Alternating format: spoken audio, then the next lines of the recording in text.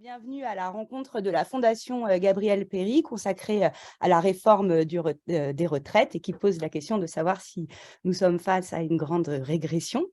Il y avait donc 2 millions de manifestants pour la première journée de mobilisation de jeudi dernier, donc selon la CGT. Le ministère de l'Intérieur a dû même quand même reconnaître que le million avait été dépassé.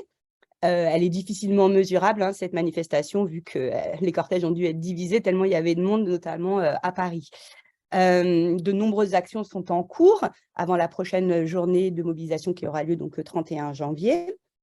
De leur côté, les enquêtes d'opinion, avec toutes leurs limites et leurs biais, montrent quand même une large opposition de la population, enfin en tout cas des personnes sondées face à ce projet. Par exemple, un sondage d'hier de l'Institut ELAB pour BFM TV dit que 72% des personnes interrogées rejettent ce projet de réforme. Donc bref, rejeté par l'ensemble des syndicats, par une majorité de la population. Il est pourtant mis en œuvre et soutenu donc par ce gouvernement. Elisabeth Borne, dans sa conférence de presse, nous dit même qu'il s'agit, donc, comme toutes les réformes des dernières décennies, de préserver notre système par répartition, qu'il s'agirait d'un projet pour équilibrer notre système, que ce serait un projet de justice et que ce serait un projet porteur de progrès social. Donc, je pense que nous allons revenir sur ces différents éléments avec vous trois.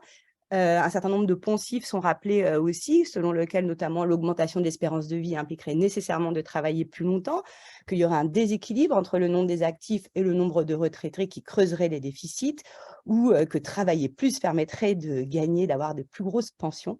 Donc voilà, ces différents éléments de langage sont repris par le gouvernement pour justifier donc les principales mesures phares, qui sont notamment le report à 64 ans de l'âge légal de départ à la retraite, une accélération de la mise en place de la réforme Touraine, donc qui vise à passer à 43 années de cotisation dès 2027 au lieu de 2035, et l'universalité du système qui, bien sûr, vise à supprimer les régimes spéciaux.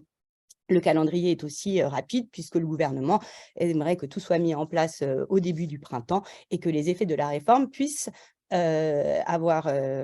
s'en sentir dès 2023. Donc, pourquoi ce gouvernement essaye de passer une nouvelle fois en force pour imposer une réforme pourtant largement désapprouvée par la population? Quelles conséquences concrètes pour les hommes et les femmes qui vont devoir travailler plus longtemps? Pourquoi on dit que les catégories populaires vont être les plus impactées par cette réforme? Est-ce que notre système est vraiment menacé par l'allongement de la durée de la vie et l'augmentation du nombre de retraités? Y a-t-il pas d'autres alternatives qui peuvent être discutées? Et quels sont les choix de société sous-jacents? Pour expliciter donc ces différents enjeux sociaux, politiques, économiques de cette réforme, déconstruire un certain nombre d'idées reçues et de contre-vérités et ouvrir des pistes alternatives, nous recevons donc ce soir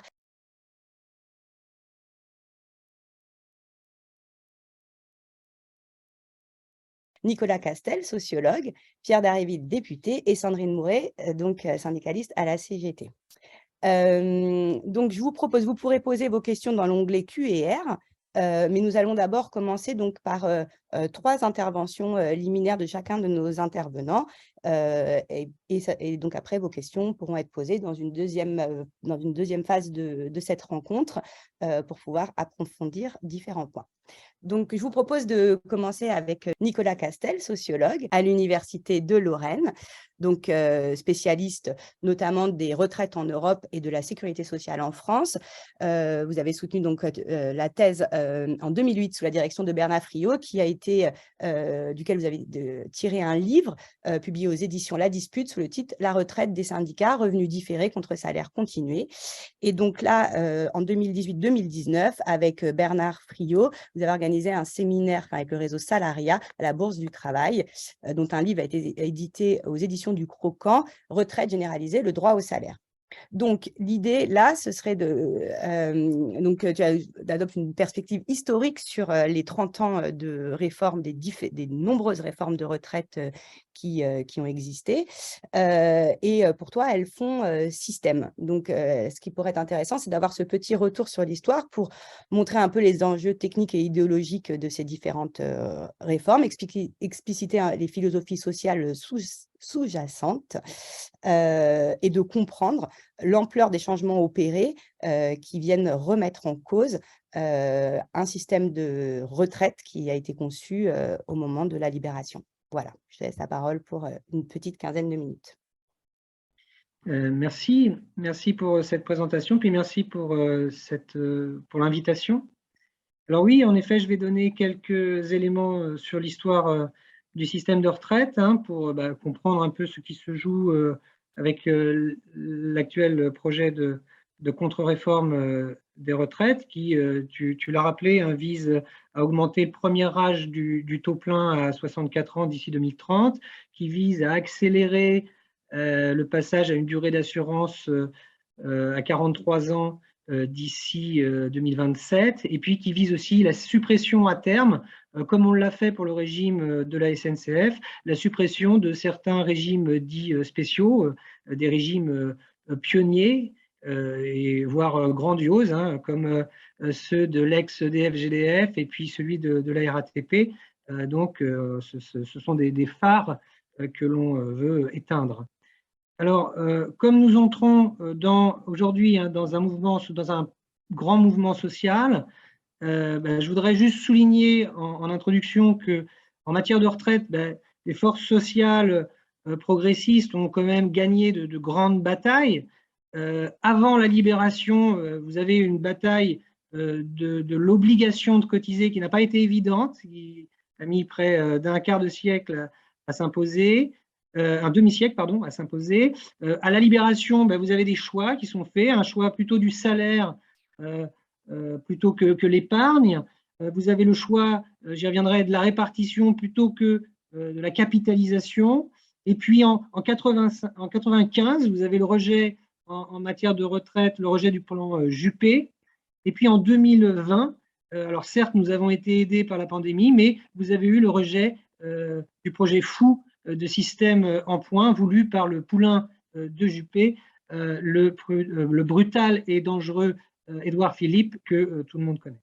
Alors, au sujet de l'histoire des retraites, on parle souvent des deux ordonnances d'octobre 1945 qui vont donner un cadre d'ensemble et une ambition générale à une sécurité sociale qui vient poursuivre et remplacer les assurances sociales de la fin des années 1920.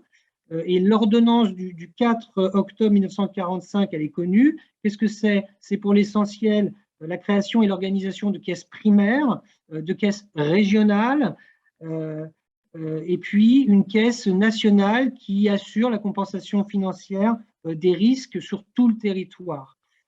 Mais pour les retraites, dans cette période d'après-guerre et de reconstruction, ça va surtout être l'année 1946 qui est importante avec la création du régime général.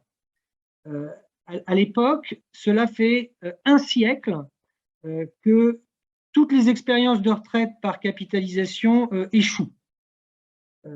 Donc le gouvernement de Vichy, puis le gouvernement provisoire vont opter pour la répartition, répartition qui n'est pas inventée là, puisque la répartition est déjà pratiquée pour la pension des fonctionnaires depuis une loi de 1853.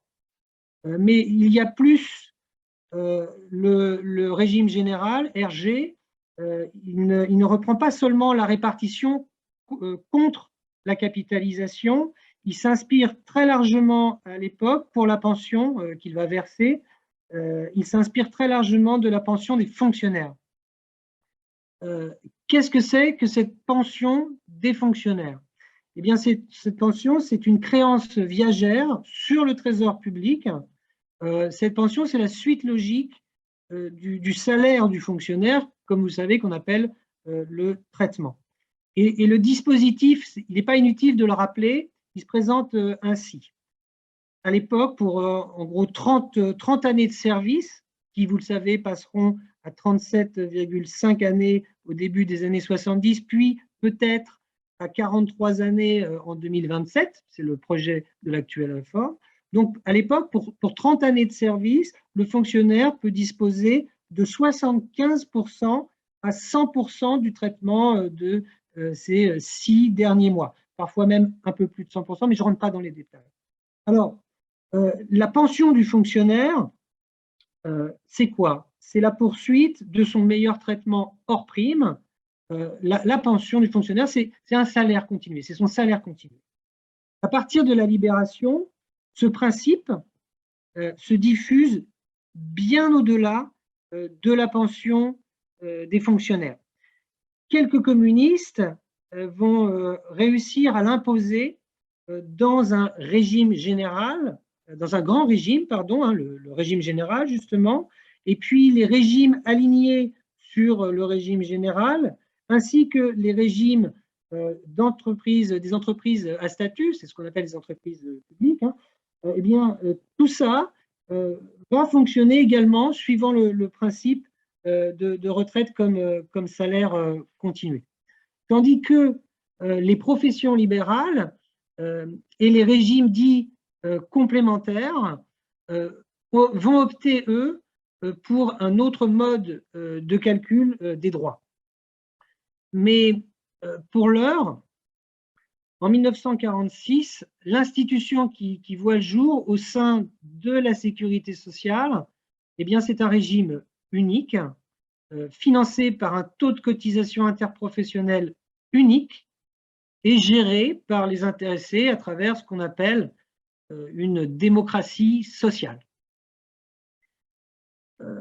En imitant la pension des fonctionnaires, eh bien, le régime général pose la pension comme le remplacement d'un salaire de référence en fonction des trimestres validés, dès lors qu'on a perçu un minimum de rémunération. Pourquoi c'est important de souligner ça? C'est parce qu'aucun compte n'est tenu des cotisations versées par l'intéressé. Il faut bien comprendre que le montant de la pension n'est pas directement lié à un montant de cotisation. C'est très important pour la suite de l'histoire. Et c'est le principe, et c'est le même principe, pardon, que vous retrouverez d'ailleurs dans le droit au chômage de la fin des années 1950 jusqu'au début des années 1980. À l'époque, 3 mois ou 15 ans de cotisation ouvrent 1 voire 2 ans de droit au chômage.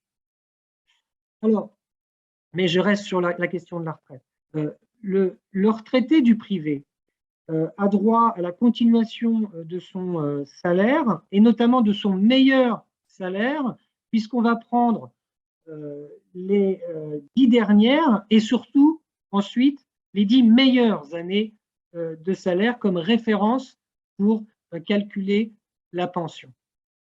Cela dit, je dois immédiatement nuancer mon propos. Cette pension, elle est dite de base.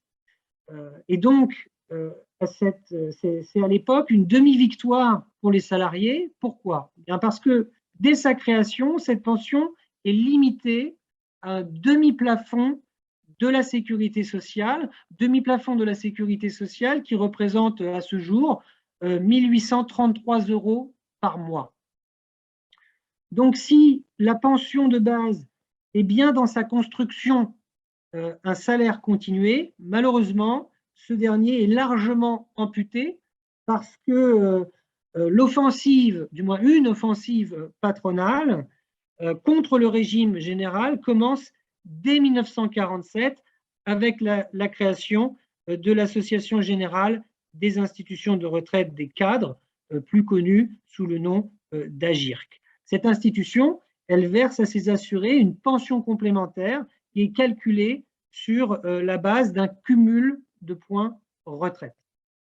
Puis, à partir des années 1960, cette technique du point, bon, ça va se faire très progressivement, elle va être généralisée à tous les salariés du privé bénéficiant d'une pension dite complémentaire à travers ce qu'on appelle l'ARCO, qui est l'association de retraite complémentaire obligatoire. Bon. J'insiste juste sur ce point parce que c'est assez méconnu dans l'histoire des retraites. La pension est dite complémentaire. Donc, bien sûr, elle complète une pension qui désormais sera dite de base. En même temps qu'en son principe, cette pension la contrecarre, cette pension de base. Donc la fonction première de la pension complémentaire n'est pas de compléter la pension de base, elle est d'en limiter le déploiement. Il faut quand même rappeler ce point historique.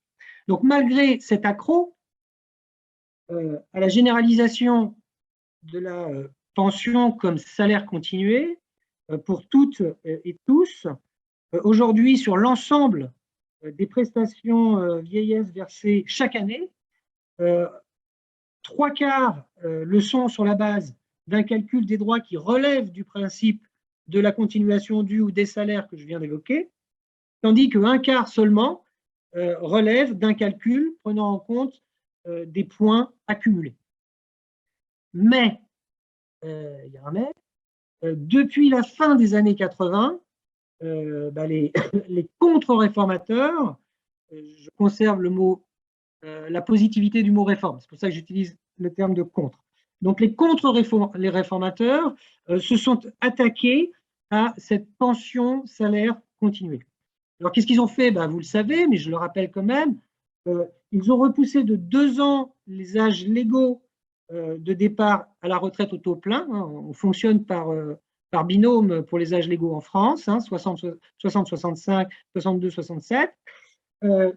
Ils veulent aujourd'hui, on l'a dit tout à l'heure, repousser de 2 ans le premier âge légal, de 62 à 67, de 62 à 64, excusez-moi, alors qu'il était à 60. Il pourrait finir en 2027, on l'a dit, mais je le répète, par augmenter de 5 ans et demi la durée d'assurance, c'est-à-dire qu'on serait passé de 37,5 à 43. Et puis, ils refusent, nos contre-réformateurs, depuis 1987, ils refusent de réindexer sur l'évolution des salaires, les pensions et les meilleurs salaires servant au calcul de la pension.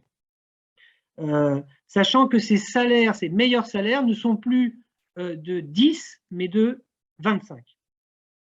Voilà pour ce qui est un résumé rapide de la contre-réforme depuis 30 ans. Alors pourquoi Bernard Friot et moi, nous insistons maintenant depuis 15 ans sur cette grande invention du salaire continué et que de nombreux militants et aussi chercheurs commencent à mobiliser dans leurs propres travaux, leurs propres réflexions?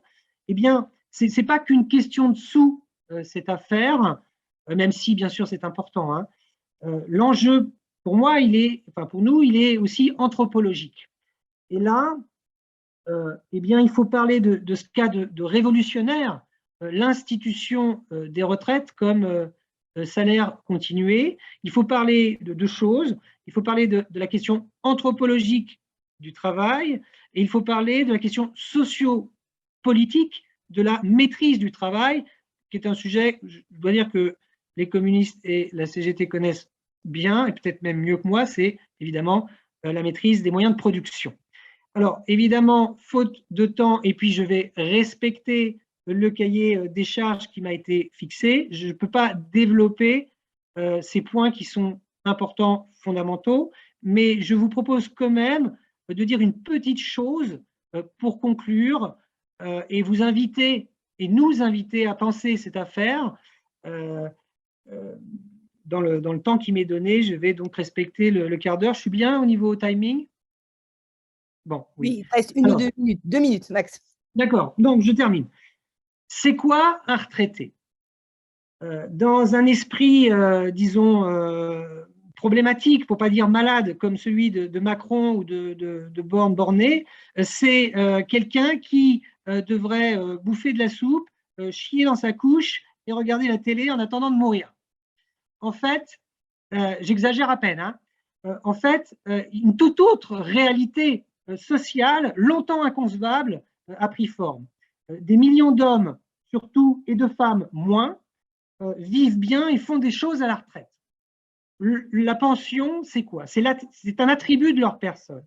Cette pension, attribut de leur personne, elle fait qu'ils sont payés pour ce qu'ils sont, des retraités, et ces retraités payés pour ce qu'ils sont, eh bien, ils font, peu importe quoi ils font. Pourquoi cela est-il révolutionnaire? Eh bien parce que l'expérience sociale de la retraite dans les pays occidentaux, depuis, et surtout la France, depuis les années 1970, nous rappelle que le travail nous est endogène.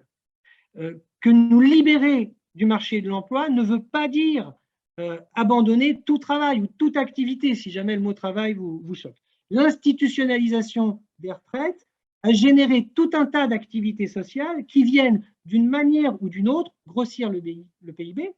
Cette institutionnalisation, elle a aussi permis d'inventer des chemins collaboratifs, des chemins militants pour un mieux vivre, des chemins pour faire face aux périls humains et écologiques dans lesquels nous met le capitalisme.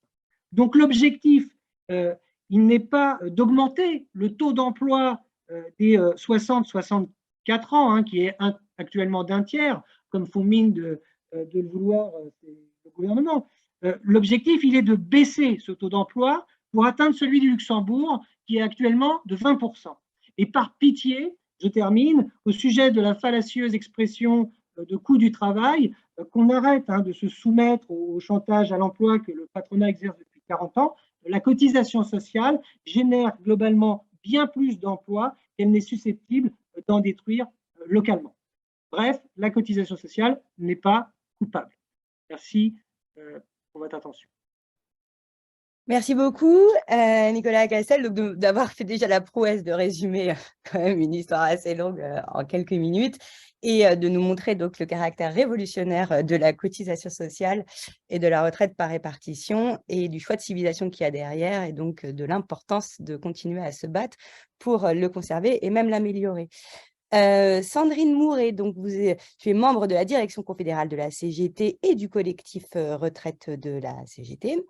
On s'est dit que toi, ce qui pourrait être intéressant, c'est de nous dire ce que tu penses du fait que cette réforme serait donc indispensable et vitale, qu'elle serait équilibrée, juste et porteuse de progrès social.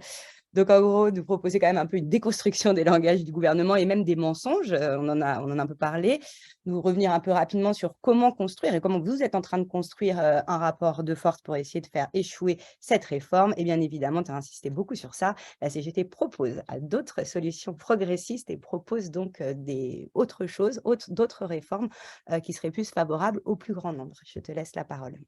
Oui, en dernier, je reprendrai pour... Elle propose un autre projet de société, c'est bien ça dont il s'agit. Alors effectivement, et je pense que je vais faire des redites parce que depuis les annonces, et même un peu les annonces d'Elisabeth Borne, on a très facilement déconstruit tout son argumentaire, très rapidement. Effectivement, trois principaux mensonges, mais avant de les décrypter, il y a un choix qui a été fait par le gouvernement. Un choix de considérer la retraite comme un coût, comme le coût du travail, le coût des retraités, un choix qui est de considérer que les retraités sont inutiles et donc c'est pour ça qu'il faut qu'ils travaillent le plus longtemps pour qu'ils coûtent le moins possible. Alors, ce gouvernement a décidé d'activer un seul levier et du coup, il ment sur beaucoup de choses. Effectivement, alors le premier qui était très rapidement déconstruit, notre système qui est en danger. Déjà, un système par répartition en danger, je conseillerais plus au gouvernement ou aux autres qui font de la capitalisation, tels que les États-Unis ou tels que la Suède, quoi qu'on en dise. Hein. Ils ont un encours par rapport au PIB de 100% sur de la capitalisation. C'est énorme, et 150% aux États-Unis. Chez nous, on a effectivement un système par répartition à prestations définies, je voulais préciser. À son départ, ce qui est différent, et vous entendrez toujours le gouvernement parler de régime par répartition, et ils oublient toujours la deuxième, c'est-à-dire à prestation définie. À son origine, comme c'est été dit précédemment, on garantit un niveau de prestation, un niveau pour vivre. C'est ça notre régime par répartition. Contrairement à un régime par répartition à cotisation définie, où c'est toujours les cotisations des actifs qui paient les retraites des retraités, mais on bloque le niveau des financements et on agit avec ce que l'on a en caisse. Donc, s'il y a beaucoup de retraités, on donne moins. L'importance de notre régime par répartition à prestations définies, c'est ça, c'est de garantir un niveau de prestation selon certaines conditions. Et donc, avec cette précision faite, il faut quand même donner quelques ordres de grandeur pour déconstruire, simplement quelques ordres de grandeur. En gros, 12 à 17 milliards selon le gouvernement qui parle, c'est à remettre quand même en cohérence avec les 370 milliards de retraites versées par année. C'est 3% du total. En gros, si vous gagnez 3 000 € par mois et que vous avez un découvert de 150 €, vous êtes embêté, mais la Banque de France ne va pas vous saisir. On est embêté, mais on n'est pas en danger. C'est ça les ordres de grandeur. Je voudrais le mettre en relation également, 12 milliards d'euros de déficit, avec les 157 milliards d'euros d'aides publiques sans contrepartie données chaque année aux entreprises. Ces aides publiques, elles ont été faites par des chercheurs de l'université de Quercy à Lille, commandées, on l'a demandé par la CGT, et elles montrent que chaque année, 157 milliards d'aides publiques aux entreprises sont données de trois manières. 1, les exonérations de cotisations. 2, les baisses d'impôts, et la dernière, la plus emblématique, c'est effectivement la baisse de la CVAE aux alentours de la fameuse baisse d'impôts de production qui va coûter entre 8 et 12 milliards d'euros par an au budget de l'État. Et effectivement, ensuite, les subventions. Et ça, le gouvernement, bien évidemment, n'en parle pas. Et puis, peut-être à mettre en relation avec les 200 milliards de réserves, même si elles sont fléchées différemment, de réserves des différents régimes de retraite. Et pour reprendre un économiste, pour montrer que le système n'est pas en danger, il suffirait d'augmenter de 0,8 points de cotisation pour effectivement supprimer le déficit. En gros, 0,8 points de cotisation, si on le rapporte par exemple au SMIC, pour donner des ordres de grandeur, et si on le fait moitié salaire, moitié part salariale, moitié part patronale, ce qui n'est pas le cas, mais ça ferait 7 € en plus d'augmentation de part salariale et 7 € en plus de part patronale pour un salaire au SMIC. Et puis, pour un salaire de 2 000 €, ça serait 14 € de plus par mois et 14 € de plus pour la part patronale. Et ça permettrait de combler le déficit.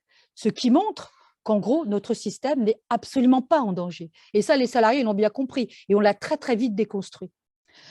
Alors après, effectivement, mon prédécesseur en a parlé, le recul de l'âge est indispensable. Alors ça, c'est quand même assez incroyable, mais c'est un poncif qui est régulièrement asséné, annonné, je dirais même, comme une vérité intangible.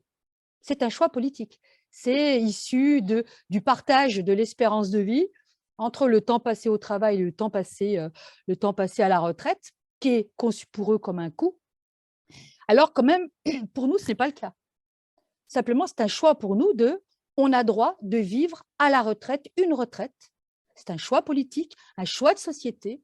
Et pour nous, on doit pouvoir passer un troisième temps de vie à la retraite pour soi, pour les autres, mais aussi parce qu'on travaille quand on est à la retraite. On travaille, pas dans le sens du marché du travail, comme l'a dit mon prédécesseur Nicolas, mais on travaille, on est utile pour les autres, pour la société, pour ses proches, pour les associations, pour donner quelques exemples.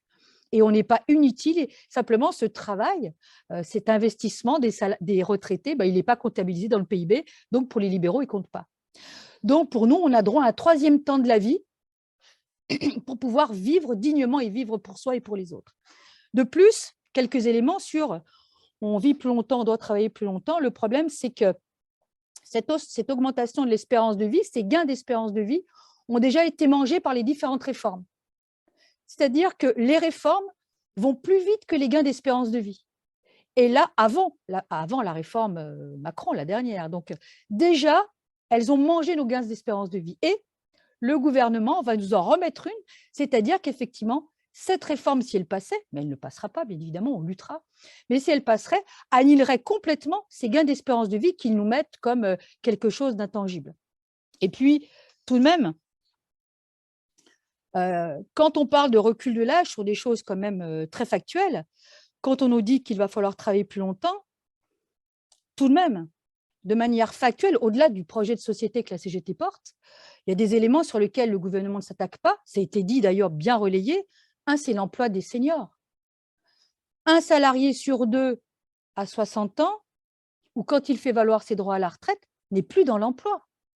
Alors certes, le gouvernement biaise en disant avec les différentes réformes, les salariés ont pris leur retraite plus tard, aux alentours de 63 ans.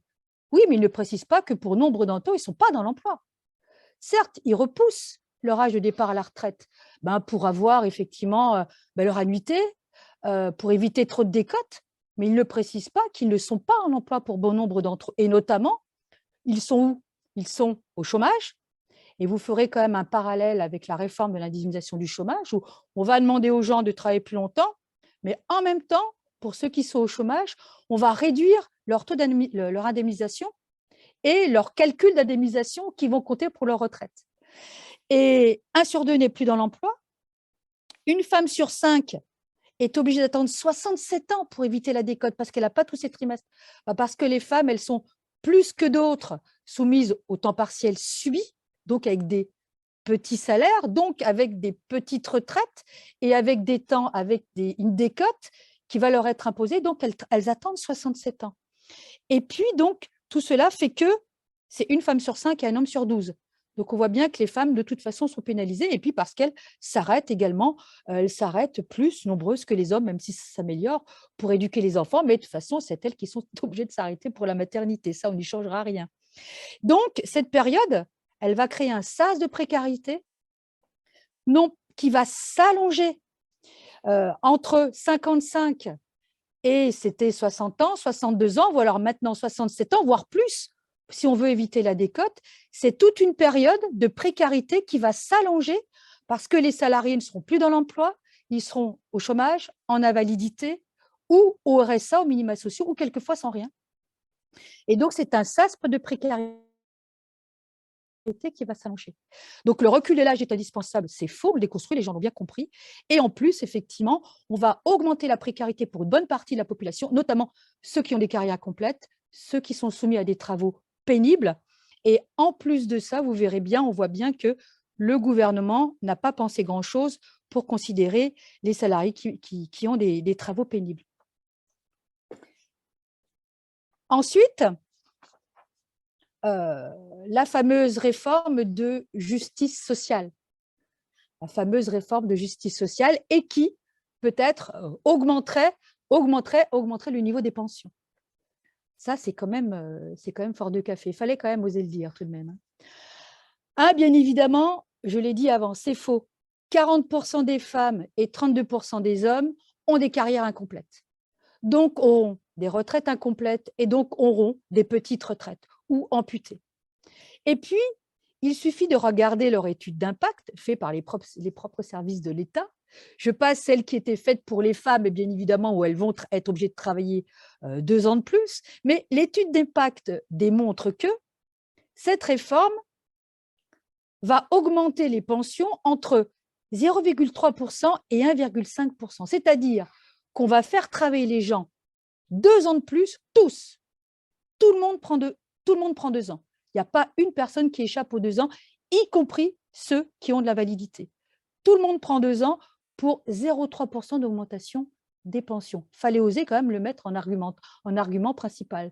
Donc, on voit bien que cette réforme, elle n'est ni juste, ni indispensable, et encore moins, elle va faire progresser les pensions. Et vous aurez remarqué qu'il y a des éléments qui sont fermes. 62 ans, durée légale, 43 ans. Ça, c'est ferme, c'est factuel, on le comptabilise. Quand, par contre, qu'il s'agit des mesures, entre guillemets, sociales, c'est quand même nettement plus fou. On parle des 1 200 € qui existaient d'ailleurs dans la loi Fillon. Ils mettent en application une réforme qui avait été déjà décidée. 1 200 € brut, net, pour tous, pas pour tous, comme on dit dans les retraites, pour le flux ou pour le stock, ce qui sont des mauvais termes. Ça, on ne sait pas. On va voir, ça va être amendable. En tout état de cause, tout le monde n'y aura pas droit. Vous avez des éléments de langage qui sont repris, 1 200 € pour tous. Non. Il y a malheureusement beaucoup de salariés qui n'ont pas de carrière complète. On en a parlé précédemment. Eux n'y auront pas droit. C'est ce qu'on appelle le fameux minimum contributif. Deuxièmement, sur la pénibilité. Remarquez quand même que c'est ce même Macron qui a supprimé 4 critères de pénibilité, qui fait passer C3P en C2P. Il en a enlevé 4 et pas des moindres. Port de charge lourd, posture pénible, travail en milieu chimique, travail avec des vibrations. C'est quand même des métiers qui sont usants, cassants, qui détruisent le corps. Et là, effectivement, bien, rien n'est fait si ce n'est qu'un médecin conseil qui viendra peut-être et qui pourront peut-être partir 2 ans avant. 62 ans, hein. 2 ans avant, ça veut dire 62 ans. Et puis, ce fameux index, là, c'est le summum, l'index pour contraindre les entreprises. Il y en a un qui existe déjà d'index, hein, c'est l'index égalité femmes-hommes qui est appliqué à toutes les entreprises. Eh bien, depuis qu'il est appliqué, malheureusement, il y a toujours 25% d'écart de rémunération entre les femmes et les hommes. On voit l'opportunité de cette proposition. Somme toute, je crois que tout le monde a compris que cette réforme n'était pas juste et que, pour le gouvernement, c'était un choix de baisser les dépenses publiques, de faire des économies sur les retraites, parce que faire des économies sur les retraites, c'est le meilleur moyen de faire des économies très rapidement. Et que quand on fait des cadeaux au patronat, quand on baisse les prélèvements obligatoires, notamment pour les entreprises, notamment les plus grandes, ben, il faut compenser de l'autre côté, parce qu'il y a des engagements auprès de l'Union européenne, il faut compenser. Et le meilleur moyen de dépenser, de réduire la dépense publique le plus rapidement possible, ce sont les retraites. Alors, pour nous, bien évidemment, c'est autre chose. Et pour preuve sur les salariés qu'il avait bien compris, même si M. Dussopt nous a déclaré que nous n'avons pas bien compris et donc il fallait falloir nous réexpliquer. Nous sommes des pauvres salariés, un peu incultes. Ceci étant, annonce d'Elisabeth Borne le 10 janvier, le 19 janvier, 2 millions de personnes dans la rue. Donc, je crois que la preuve, elle est là, que les salariés ont tout à fait compris que cette réforme, elle n'était pas juste, qu'ils allaient travailler plus longtemps et que de toute façon, leur situation ne s'améliorerait pas.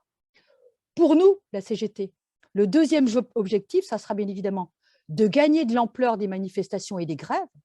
Et c'est mon deuxième point que je fais rapidement parce que je vois que je prends un peu de mon temps, j'accélère et je reviendrai peut-être sur les propositions après. Effectivement, on voit que première manifestation réussie, même si le gouvernement s'y attendait, je pense qu'il ne s'y attendait pas dans cette ampleur. Deuxième sujet qui est une force, c'est l'intersyndicale et qui tient. Macron a réussi quand même la prouesse de réunir l'ensemble des organisations syndicales qui n'avaient pas agi ensemble depuis longtemps. Et c'est une force. C'est une force. Les salariés, je dirais, sont plus prompts à se mettre en grève et à aller manifester quand toutes les organisations syndicales sont ensemble. Et troisièmement, d'ici le 31, eh bien, pour la CGT, il y a beaucoup d'actions qui sont prévues. Dans les professions, on a entendu effectivement des professions telles que Minénergie, telles que les chimistes, les raffineries et d'autres professions qui vont faire des actions de débrayage, d'actions de reconductibles. Mais parallèlement à ça, on veut continuer à aller rencontrer les salariés qui peut-être n'étaient pas en grève la dernière fois, expliquer, faire comprendre que cette réforme, elle n'est pas juste et surtout, le plus important pour nous, faire comprendre que d'autres choses sont possibles, une autre réforme. Là, je ne dis pas une autre réforme dans ce sens, dans le sens que l'on de réforme de progrès social, et qui pour nous, une des solutions, un des points clés, c'est effectivement le départ à 60 ans avec une réelle reconnaissance de la pénibilité, celle des régimes pionniers, et pas des régimes spéciaux, des régimes pionniers, parce que ces fameux régimes pionniers, appelés aujourd'hui régimes spéciaux, que le gouvernement veut faire disparaître, ce sont des régimes qui reconnaissent la pénibilité par métier et qui font en sorte que ces salariés puissent partir de manière anticipée, tout simplement parce que ces salariés ont une espérance de vie amputée à cause de leur métier et de la pénibilité de leur métier. Donc nous, pour la CGT, on le veut pour toutes et tous, pour tous les métiers qui ont de la pénibilité, et puis bien évidemment avec un niveau de pension égal au SMIC, et pour nous, le SMIC, pour nous, c'est le 2 000 €, et donc pour cela, on a des propositions pour le financer. Donc, effectivement, cette réforme, elle n'est pas bonne. Il faut lutter contre, mais il faut aussi lutter pour une réforme de progrès social, notamment sur un retour à 60 ans que nous, on a financé clairement et qu'on a remis au gouvernement. Voilà, j'ai été un petit peu trop longue, veuillez m'en excuser. Merci beaucoup. Non, merci pour tous tes éléments d'explication qui déconstruisent un peu tous ces poncifs et ces idées. Et puis, on pourra revenir dans le débat où tu pourras exposer un peu plus. Je ne peux pas m'empêcher de faire la blague qu'il y a quand même Elisabeth Borne qui a dit que c'était une mesure dogmatique, une position dogmatique de vouloir abaisser l'âge de départ à la retraite. Donc, c'est toujours assez marrant quand on voit, eux, leur dogmatisme. Pas bref. Donc Pierre Daréville, donc député de la 13e circonscription des Bouches-du-Rhône, vice-président de la commission des affaires sociales et membre du groupe Gauche démocrate et républicaine NUPES, auteur de beaucoup d'ouvrages, mais je vais citer celui-là, donc la note écrite pour la Fondation Gabriel Péri, Manuel de la bataille des retraites, publié en 2021, puisque Pierre était déjà à la bataille au Parlement sur le projet de réforme de 2019 où il y a déjà eu une grosse mobilisation et qui a échoué. Bon, Covid, mobilisation, on ne sait pas trop. Donc peut-être que tu pourrais faire part de cette expérience, déjà de ce combat mené, un peu des différences ou continuités que tu vois entre ces deux réformes, et pourquoi, à ton avis, il repart là-dessus. Après, ce qui peut être aussi intéressant de là où tu es pour voir un peu les différents options de lutte. Tu fais partie des députés qui viennent de déposer une motion référendaire. Donc, est-ce que tu peux nous expliquer, nous dire quels effets possibles, qu'est-ce que ça peut amener dans la bataille, et si tu vois aussi d'autres leviers qui s'offrent à vous, parce que oui, nous expliquer aussi l'originalité de passer par un projet de loi de finances de la sécurité sociale rectificative qui apparemment est inédit. Je te laisse la parole pour nous expliquer tout ça. Oui, bonjour à toutes et à tous. Et évidemment, je suis très heureux de participer à cet échange, d'autant que je suis en train de me préparer pour les débats qui viennent. Et donc, c'est une nourriture précieuse que de pouvoir avoir entendu ce que vous avez dit l'un et l'autre auparavant. Donc, merci. Bon, beaucoup de choses ont été dites. Je vais essayer de pas trop en répéter, même si c'est... Je vais répondre aux questions qui me sont posées plus particulièrement sur la bataille parlementaire. Mais bon, évidemment, c'est quand même, je pense, tentant et nécessaire que je dise quelques mots plus généraux sur le projet qui nous est présenté, qui a été fort bien décrit précédemment. Je ne vais pas y revenir longuement, et sur les enjeux. D'abord parce qu'effectivement, comme tu viens de le souligner, Louise, c'est pas la première fois dans la période récente que la Macronie essaye de s'attaquer à notre droit à la retraite. Et la réforme précédente, qui était une réforme dite systémique, elle visait quand même à remasteriser complètement l'organisation du système de retraite en intégrant un système par points. Qui était très éloigné de ce que nous connaissons aujourd'hui pour le calcul de la retraite de base. Je le précise parce qu'effectivement, Nicolas Castel avait raison d'indiquer tout à l'heure qu'il y avait à la fois dans la retraite de base, plus la retraite complémentaire, qui ne sont pas calculées de la même façon. On pourrait discuter assez longuement de cet état de fait et de ce que ça produit dans le système, mais c'est peut-être pas là-dessus qu'il faut insister. En tout cas, la réforme précédente, quand ils l'avaient annoncée, d'abord, ils nous ont expliqué qu'elle n'avait pas pour but de régler un problème financier, puisqu'il n'y en avait pas. Ensuite, ils nous ont expliqué que surtout, elle ne voulait pas nous faire travailler plus longtemps. Ce n'était pas ça l'objectif de la réforme. Voilà. Donc, ça vaut le coup d'être rappelé au moment où nous sommes, parce que quand on a un peu de mémoire, on se rend compte quand même que ce que nous vivons aujourd'hui est clair d'un jour un peu cru, ce qui s'est passé à l'époque. Parce que la vérité des prix, c'est que oui, ils voulaient faire une réforme de nature financière, et je reviendrai en 2 mots, mais je partage ce qui a été dit précédemment sur la réalité des problèmes financiers que nous rencontrons. Je dirais quand même un mot du corps. Et oui, leur objectif était de nous faire travailler dans notre vie professionnelle, dans notre vie active plus longtemps et de nous voler des années de retraite. Voilà. La vérité, elle éclate aujourd'hui. Nous l'avions déjà dit à l'époque, mais évidemment, ils s'en défendent. Voilà. Donc, l'objectif est bien là. On est bien dans un affrontement qui est un affrontement, on pardonnera à un communiste de le dire, ou plutôt on lui reprocherait de ne pas le dire, un affrontement de classe. C'est-à-dire qu'il y a d'un côté celles et ceux qui travaillent et qui vivent de leur force de travail et qui ont acquis, construit des droits et qui essayent de les faire respecter et progresser, et de l'autre, ceux qui trouvent que ça coûte trop cher. Ça leur coûte trop cher. Voilà. Et donc la finance, depuis que les retraites existent, trouve que ça coûte trop cher. Donc, on en est toujours à cet affrontement-là. Et donc, je crois qu'en réalité, quand on regarde la réforme qui nous est proposée aujourd'hui, l'argument financier ne tient pas, même si on peut discuter de la manière dont on finance le système de retraite. Moi, c'est surtout pas un sujet tabou. D'ailleurs, nous voulons en discuter, en vérité. Parce que on est entré dans des logiques de définancement de la sécurité sociale qui atteignent des sommets. Et encore, peut-être qu'on n'a pas tout vu. Mais il y a une volonté de s'attaquer aux ressources de la sécurité sociale et au principe de la cotisation. Nicolas Castel avait raison de le souligner, et au principe même de la cotisation, parce que quand on exonère de cotisation sociale à tour de bras, moi je l'ai accusé à plusieurs reprises d'organiser la foire aux exonérations sociales, et qu'on compense en partie, en grande partie, mais en partie seulement, a priori, en tout cas qu'on compense ces exonérations par de l'impôt, eh ben on change la nature du financement. Et on mélange tout.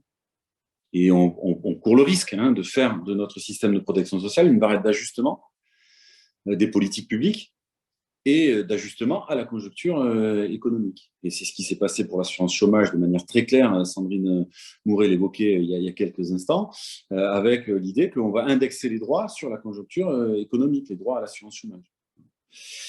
Donc je ferme cette parenthèse sur l'assurance chômage, mais on voit bien à travers ça comment ils sont en train de déconstruire un modèle social qu'il ne s'agit pas de sanctuariser en disant tout est bien à l'intérieur, il n'y a rien à toucher.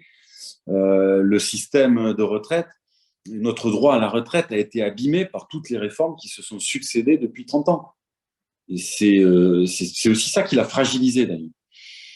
Ça a abîmé les droits et ça a abîmé aussi ses ressources et sa capacité de financement. Donc, je dis tout ça pour, à mon tour, resituer les choses dans une perspective un peu plus longue et dire qu'il y a un acharnement véritable contre le droit à la retraite. Et que cet acharnement, pour moi, il a 2 ou 3 raisons. La première, c'est que quand on regarde le pacte de stabilité et les engagements européens de la France, qui, je le dis, parce que je pense qu'on passe un peu rapidement là-dessus, n'ont pas été validés par le Parlement, les engagements européens de la France, puisque la loi de programmation budgétaire n'a pas été adoptée par le Parlement, par l'Assemblée nationale cette année. Et dans cette loi de programmation budgétaire, il y avait des engagements proposés par le gouvernement, qui étaient donc de réduire la dépense publique et sociale. Et donc, quand on veut réduire ou limiter la dépense publique et sociale, le gouvernement regarde, il se dit, il y en a un quart qui concerne les retraites, on va toucher à ça, on va s'attaquer à ça. Donc, il y a bien une volonté financière derrière, j'en reviens au début de mon propos. La deuxième chose, c'est que, bien évidemment, le fait de sanctuariser une part aussi importante des richesses produites et de les soustraire au marché, c'est pour eux insupportable. Ils veulent le plus possible que tout ça donne lieu à de la marchandisation. Et donc à la capitalisation derrière pour ceux qui le pourraient, etc. Donc ce sont des objectifs politiques très clairs. Et puis si on abîme le droit à la retraite comme ils sont en train de le faire, évidemment, c'est la porte ouverte aussi à un certain nombre de régressions sociales supplémentaires et nous en avons déjà suffisamment connu. Alors le choix qui a été fait, c'est de passer par un texte budgétaire, donc ça confirme ce que je vous disais à l'instant, qui est donc un projet de loi de financement de la sécurité sociale rectificatif. Lorsque chaque année nous examinons donc, le budget de la sécurité sociale au Parlement, c'est depuis les lois Juppé que ça se passe comme ça. Avant, ça ne se passait pas de cette façon-là et finalement, ça pose un problème de démocratie, j'allais dire de démocratie sociale, on pourrait discuter les termes, mais pour me faire comprendre, auparavant, le système de retraite, lorsqu'il a été mis en place, il était géré principalement par les salariés, et au fil du temps, tout ça, ça s'est éteint, et donc ça se passe plus de cette façon-là, et on mélange le budget de l'État, le budget de la sécurité sociale un petit peu, même s'il reste une séparation, mais on est en train de confondre en tout cas les deux. Voilà. Donc on examine le budget de la sécurité sociale. Et là, avant l'examen du budget de la sécurité sociale pour 2023, on nous avait annoncé qu'il y aurait probablement un budget rectificatif Donc, le premier budget qui nous avait été présenté, on peut le dire, était quand même pas tout à fait sincère. Donc, on a la possibilité, une fois que le budget est voté, on le fait de manière générale, d'ajuster un certain nombre de choses au cours de l'année. C'est ça, un budget rectificatif. Donc là, on est dès le mois de janvier, on ajuste. Bon, on pourrait discuter du point de vue constitutionnel la nécessité d'avoir recours à ce type de texte, et on va le discuter d'ailleurs, si le cas échéant, mais ça, c'est le coup d'après. Ce sera vraiment au bout de la bataille, donc je ne commence pas par là, et nous ne commençons pas par là, mais en tout cas, c'est discutable du point de vue de… en réalité, les budgets rectificatifs n'ont pas été faits pour ça, n'ont pas été faits pour produire des réformes structurelles. Hein, ce sont des textes budgétaires. Donc, si on veut produire une réforme structurelle, on dit qu'on fait une réforme structurelle, et on l'a fait. Et on la soumet au débat sous cette forme-là. Voilà. Ce n'est pas le choix qu'ils ont fait. Pourquoi? Pour des raisons tactiques. Ça leur permet de limiter le temps du débat à 50 jours, au total. Hein, c'est-à-dire aller-retour avec le Sénat. 20 jours à l'Assemblée nationale, à partir du moment où le texte est déposé sur le bureau de l'Assemblée, 15 jours au Sénat et 15 jours en retour à l'Assemblée nationale. Et si, au bout de ce délai, le texte n'a pas été adopté, eh bien, le gouvernement peut décider de l'appliquer par ordonnance. Voilà. Donc, vous voyez la puissance que ça représente, c'est-à-dire c'est une forme de 49.3 augmentée parce que on limite en plus le temps de débat. Et ici, c'est-à-dire que nous allons commencer l'examen en séance le 6 février, hein, en commission dès lundi matin. En commission, ça me paraît compliqué qu'on arrive au bout de l'examen du texte, donc le texte ne sera pas examiné complètement en commission, parce qu'il arrivera en séance, au bout de l'examen en séance à l'Assemblée nationale. Il se peut que son examen ne soit pas terminé, donc qu'il ne soit pas sanctionné par un vote, et qu'il soit transmis en l'état au Sénat. Voilà, hein, c'est ça le processus qui s'annonce. Le texte budgétaire, ça nous complique un peu aussi la vie pour reproduire un certain nombre d'amendements, mais comment dire, en réalité, ce texte, il n'est pas tellement discutable. C'est pour ça qu'on demande son rejet. Je voudrais insister sur cette dimension, peut-être. Sandrine le disait à l'instant, hein, le mouvement syndical, le mouvement social se bat pour le retrait du texte, et nous battons à l'Assemblée nationale pour le retrait du texte. Moi, il n'est pas une intervention que je commence en demandant le retrait du texte. Mais eux, ils veulent nous faire rentrer dans la phase examen, en disant, bon, mais ça y est, on a compris, vous voulez qu'on le retire, on ne le retire pas, maintenant, il faut l'examiner, il faut discuter un petit peu à la marge ce qui pourrait être discuté à l'intérieur. Bon, nous ne renonçons pas au retrait de ce texte. Nous demandons le retrait de ce texte. Parce que le fondement de ce projet, c'est une régression sociale majeure, avec le recul de l'âge légal d'une part, couplé à cette accélération majeure, là aussi massive, de la réforme Touraine de 8 ans, qui va produire des dégâts considérables. Donc, nous n'acceptons pas le socle de cette réforme. Donc, après les amendements que nous allons déposer, des amendements qui seront nombreux, évidemment, parce que le texte, on veut le démonter bout par bout, tant qu'il n'est pas retiré, ils vont quand même essayer de permettre de faire lever encore le débat dans le pays, en donnant un écho à ce qui se passe dans le pays. Ils veulent permettre de démonter un certain nombre d'arguments, parce qu'il va y avoir beaucoup de paroles échangées dans l'hémicycle, hein, donc c'est l'occasion quand même d'essayer de faire grandir le débat et de montrer les impasses et le caractère profondément inacceptable des propositions qu'ils font, ou les tromperies telles qu'elles ont été bien expliquées par Sandrine Mouret il y a quelques instants. Donc, nous voulons rendre ce débat, s'il a lieu, le plus utile possible, à ce que continue de se déployer dans le pays la contestation et le rejet de ce texte. Voilà, tout simplement. Donc, ça nous place dans une position que vous voyez qui est, comment dire, un peu dialectique, je veux dire les choses comme ça, et ça m'amène à la question que tu posais sur les leviers dont nous disposons. Hein. Un de ces leviers, c'est effectivement la motion référendaire. Alors, il y a une contradiction, c'est-à-dire à demander le retrait du texte et à déposer une motion référendaire. D'accord ? On ne demande pas d'abord que ce projet soit soumis à référendum. On demande son retrait. J'insiste lourdement là-dessus pour bien me faire comprendre. On demande son retrait. Mais à partir du moment où il rentre dans une démarche institutionnelle, on fait feu de tout bois pour empêcher ce projet d'aller à son terme.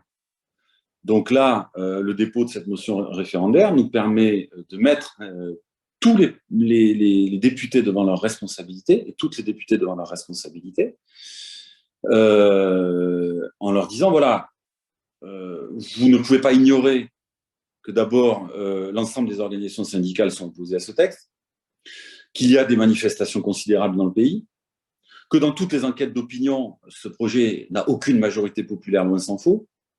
Et donc, la moindre des choses, même si vous êtes d'accord avec ce que contient ce projet, c'est de le soumettre à un référendum. Voilà. Bon, on essaye de mener le débat avec les outils qui sont à notre disposition.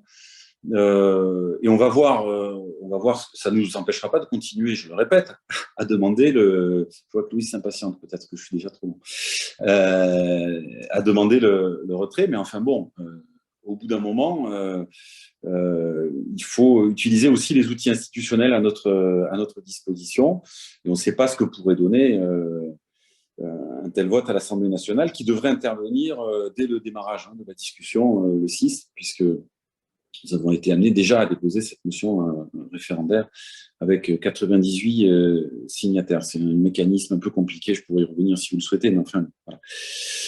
Donc voilà, je pense avoir répondu aux questions telles que tu me les avais posées. Je veux juste conclure en disant que, bon, moi j'étais tout à l'heure ici à Martigues sur la plateforme industrielle avec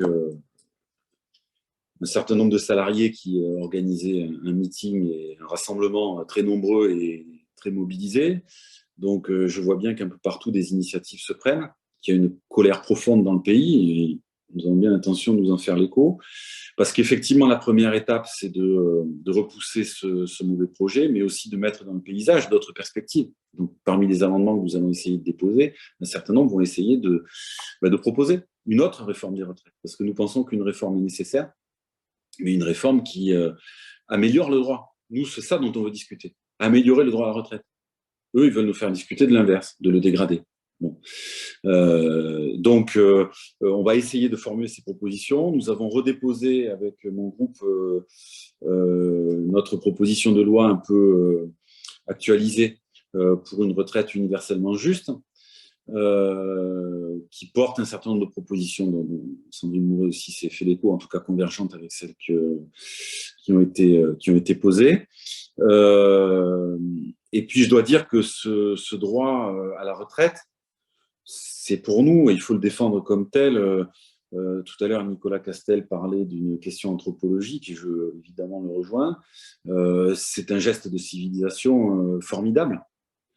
Être libéré du travail prescrit, pouvoir, après une vie professionnelle, avoir accès à un formidable espace de liberté, c'est, je crois, quand même quelque chose qui nous tire en avant. Et c'est un droit que nous devons garantir le mieux possible à chacune et à chacun, mais c'est un droit collectif. Et donc, c'est aussi cela qu'il faut défendre, et un droit solidaire, voilà, et qu'on constitue par le travail et par le salaire. Et quand le gouvernement vient nous donner des leçons de difficultés financières du régime, alors qu'il a passé son temps à le définancer, y compris en refusant d'augmenter les salaires et d'agir pour augmenter les salaires, c'est quand même assez scandaleux. Et je dois dire que, et pour insister à mon tour sur le fait que quand on est retraité, on continue à produire du travail, à faire du travail, à accomplir du travail, parce que c'est un geste qui nous est propre en tant qu'être humain. Je crois que, au fond, ce travail choisi, ce travail donné, effectivement, il est profondément utile à la société, et qu'on fait bien souvent l'impasse dans les discussions là-dessus. Donc, je crois qu'il y a un enjeu fort et c'est pas, j'en termine par là, c'est pas, vous voyez, une sorte de sensiblerie, d'émotivité à propos des retraites que chacun éprouverait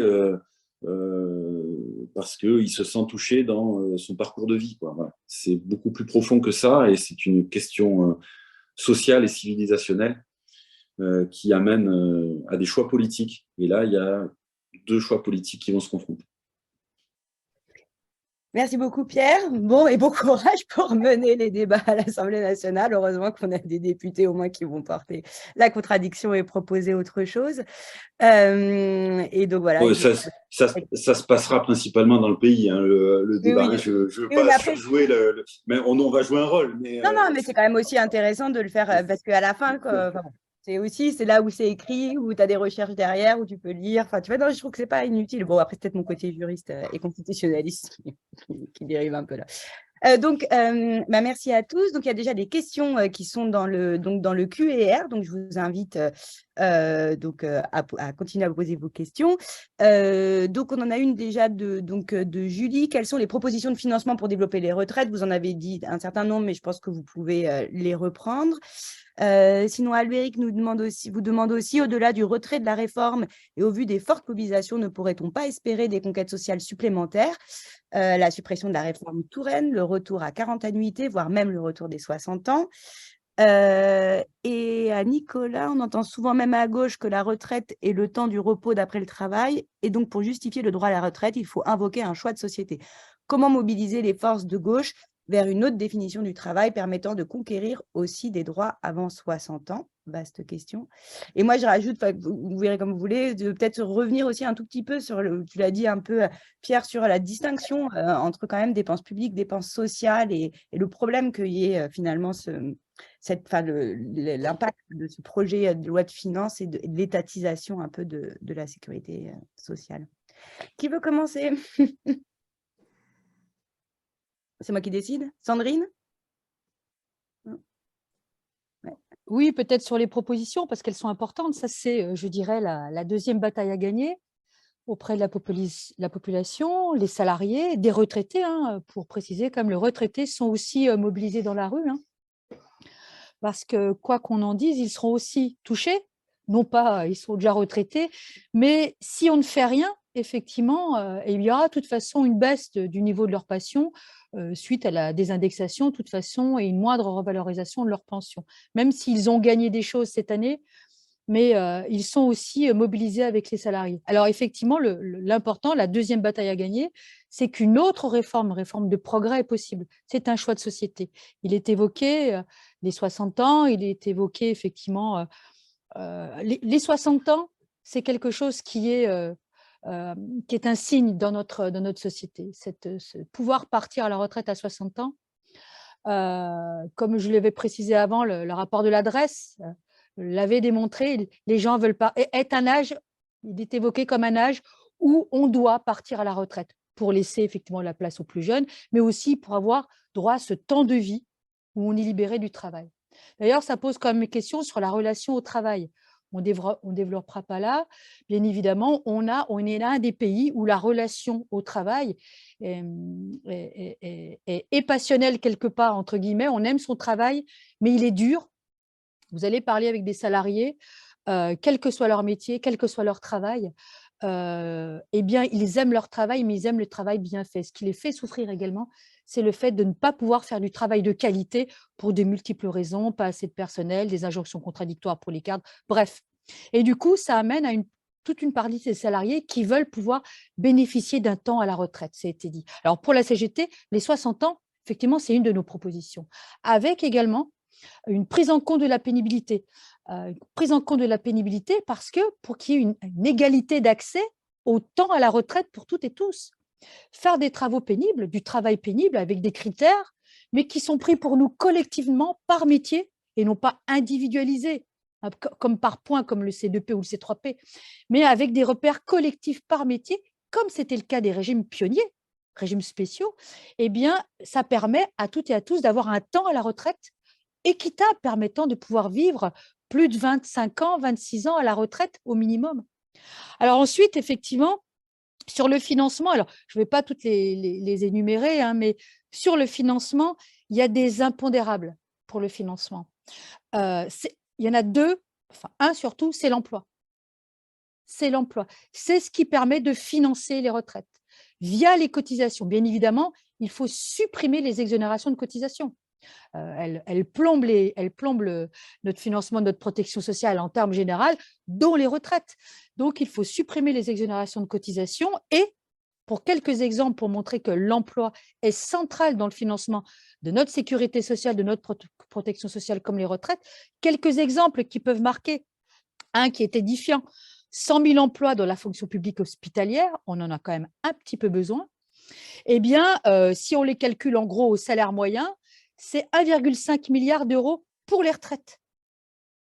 Pareil, 100 000 emplois dans le privé au salaire médian, c'est 800 millions d'euros pour les retraites. Donc, on voit que si on a une politique d'emploi, en rétablissant les cotisations, on peut très largement financer notre système de protection sociale, dont les retraites. Il y en a un deuxième, c'est les salaires. Et je lirai, effectivement, les salaires, c'est aussi plus de cotisations, avec quelques éléments qui ne sont pas… si on augmente 1% la masse salariale brute, c'est 1,8 milliard de cotisations supplémentaires. Il y a un écueil, c'est-à-dire ce n'est pas un écueil, c'est on va vivre mieux, on va avoir des cotisations supplémentaires, seulement ça va créer des droits supplémentaires quand on va aller à la retraite. Ceci étant, ce sont des éléments clés effectivement, qui peuvent permettre, en termes de repères, d'avoir effectivement de financer les retraites. Et bien évidemment, je ne les énumère pas tous, bien évidemment, supprimer les exonérations de cotisations. Et puis, il va falloir quand même essayer d'aller taxer un peu le capital, parce que 50 milliards d'euros de dividendes versés aux actionnaires en 2021, 80 milliards cette année, bien évidemment, il faudrait pouvoir taxer le capital en termes de cotisation, comme les salaires, comme le travail, et ça permettrait également d'avoir des milliards d'euros. Effectivement, si on taxait, si par exemple en 2021, les 50 milliards de dividendes étaient soumis à cotisation comme le travail, ça rapporterait 14 milliards d'euros sur 2021. Donc on voit que l'argent pour financer une réforme de progrès social sur un départ à 60 ans, avec une reconnaissance des départs anticipés par métier de la pénibilité, avec également une prise en compte des années d'études, de première recherche d'emploi, et ça, il faudrait y travailler, en trimestre validé ou cotisé, il faudrait voir. Il y a un précédent, les apprentis ont un forfait de cotisation. Donc, il y a plein d'éléments qui nous permettent de dire qu'il est possible, avec des éléments d'emploi, de salaire, il est possible de partir à 60 ans et l'argent, c'est finançable. C'est finançable parce que c'est un choix de société. Je reviens au lendemain de la guerre. Quand ils ont fait la réforme des retraites, ils n'ont pas demandé combien ça va coûter. Ils ont dit, voilà ce que l'on veut et on va aller chercher l'argent nécessaire pour permettre à chacun d'avoir une retraite et au-delà de la sécurité sociale. Donc, nous, on veut revenir à ce système.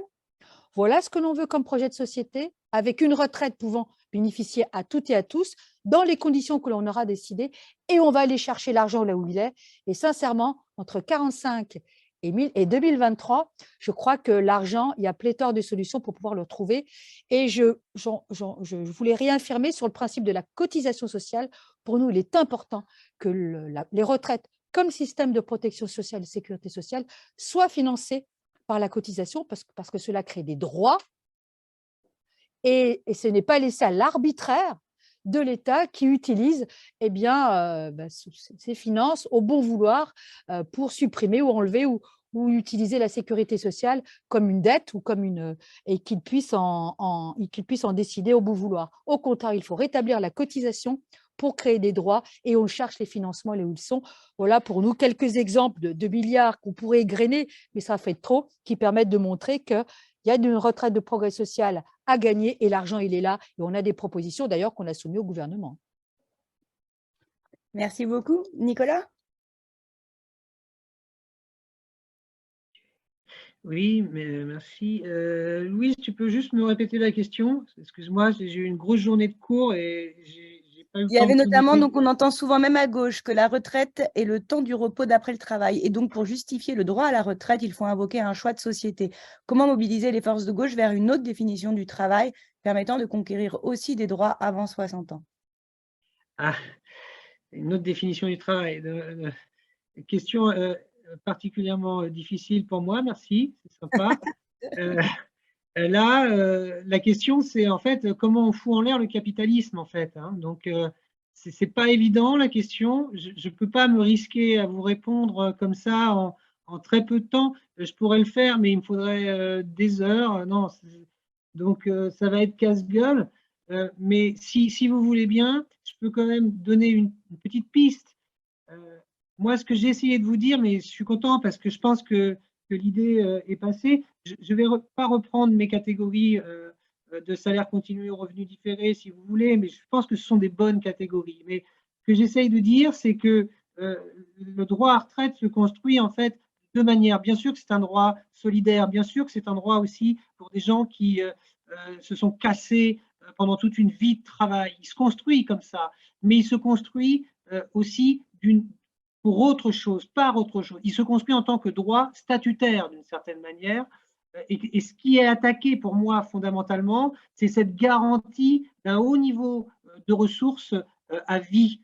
C'est cette garantie que la retraite donc statutaire, que ce soit dans la fonction publique, que ce soit dans les entreprises publiques, que ce soit aussi dans le privé, puisque qu'est-ce qui est poursuivi? C'est une forme de qualification ou un niveau de qualification. Et c'est ça surtout qui est attaqué. Ce n'est pas la retraite, disons, solidaire, aide. Celle-là, même les libéraux, les sociolibéraux sont prêts à la conserver d'une certaine manière avec leur filet de sécurité là, qu'ils mettront pour les plus faibles. Donc, moi, je voulais mettre la focale là-dessus.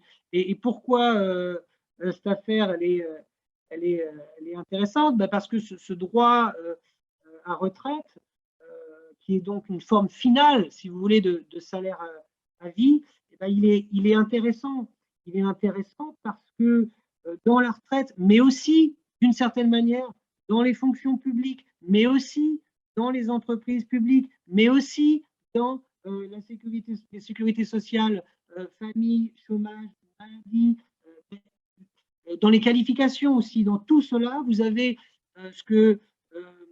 quelque chose comme du travail social, expression générale, hein, à la Marx. Hein.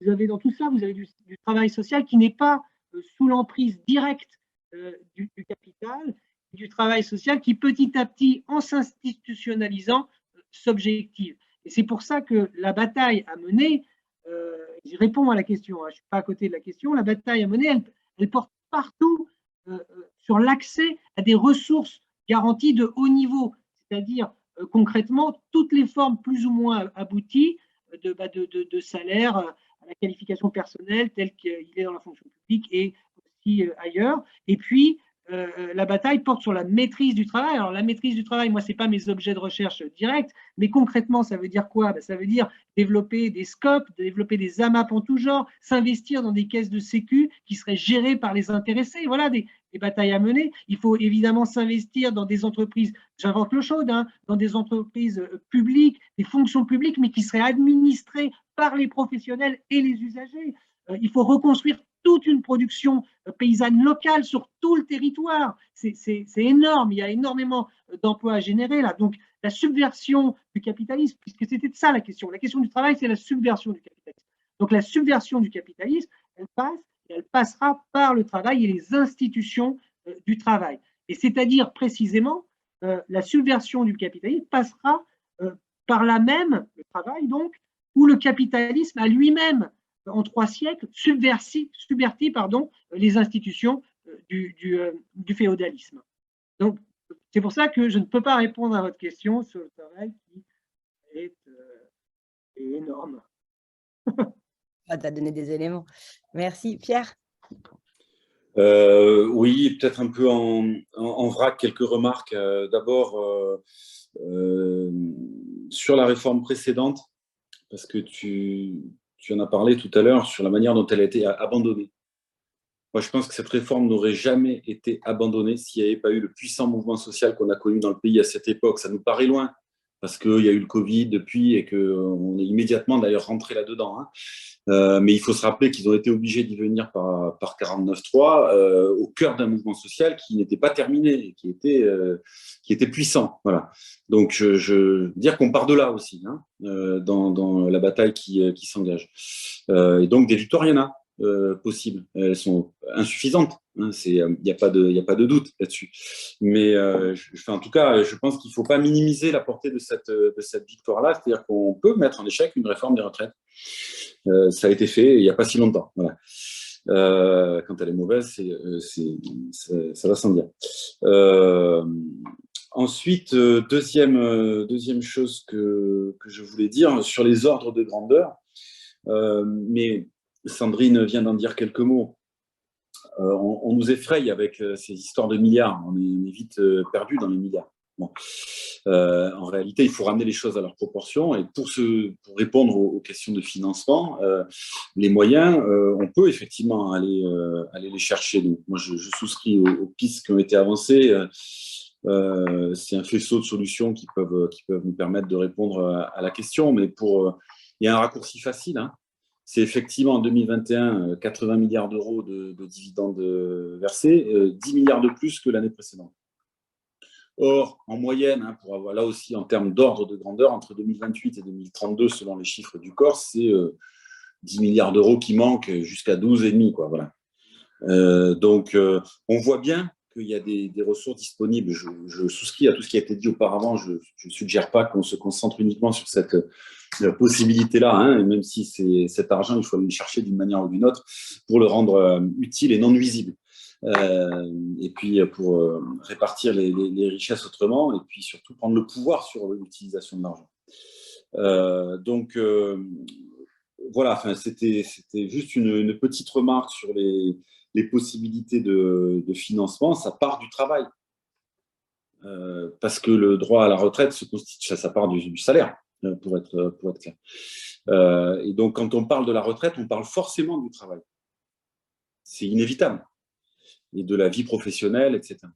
Et le travail, c'est quand même un sujet un peu enfoui dans le débat public. Et on a besoin, j'essaie de rebondir sur la question qui a été posée, je crois qu'on a besoin de mieux se saisir de cet enjeu-là et de reprendre le pouvoir sur le travail. Alors souvent, quand on débat dans l'hémicycle, les libéraux, la droite, nous expliquent qu'on a une conception pessimiste du travail, qu'eux, ils croient à la valeur travail. Moi, je ne parle pas de valeur travail. Par contre, le travail, oui, c'est un geste, là aussi, de civilisation qui m'importe. Parce que ça construit des sociétés, ça construit des relations sociales, et ça devrait les construire autrement. Et c'est un geste, possiblement, d'épanouissement. Mais je dis possiblement, parce qu'on peut constater autour de nous que c'est quand même pas toujours le cas. Voilà. Et donc, je pense qu'il y a quand même besoin de se pencher sérieusement quand on essaie de mesurer la souffrance au travail, quand on regarde les maladies professionnelles, quand on regarde les accidents du travail, donc ça ne va pas. Quand on regarde aussi la manière dont le travail est construit, conçu, dont les humains sont des instruments au travail, des outils, et non pas acteurs, actrices au travail. Enfin, c'est quand même des problèmes sérieux, ça. C'est des pans entiers de nos vies qui se consument aussi là-dedans et qui ne devraient pas se consumer. Voilà. Donc, il y a vraiment besoin de prendre cette question au sérieux. Et eux, ce qu'ils veulent, c'est l'humain productif et compétitif. Et on a peut-être une autre conception des choses à défendre. Bien sûr que je ne dis pas l'humain producteur. Ça, c'est, je crois, une belle idée. Mais productif, c'est autre chose. Voilà. Et c'est ce culte de la compétitivité que nous voyons à l'œuvre dans un certain nombre d'endroits fait beaucoup de dégâts. Et je pense que c'est ça aussi qui va l'étendre en allongeant en reculant l'âge de départ à la retraite.